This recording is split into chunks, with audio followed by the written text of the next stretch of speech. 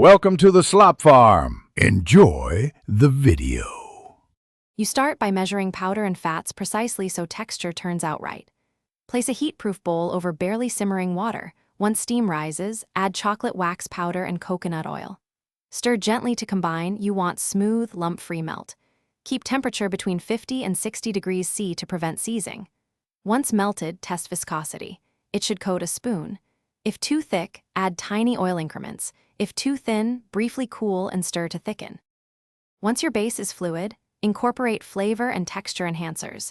You add extracts and cocoa butter now because oils dissolve evenly when warm. Make sure to temper.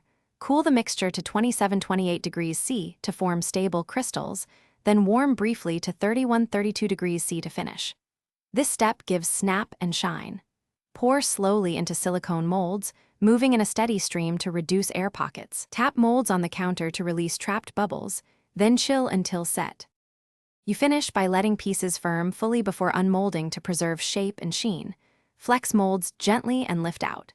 Make sure to store finished items in a cool, dry place around 15-18 degrees C in airtight containers to avoid moisture and fat bloom. If you spot dull or white bloom, don't panic.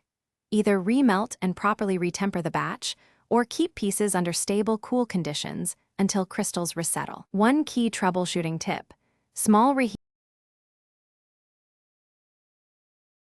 Thanks for watching.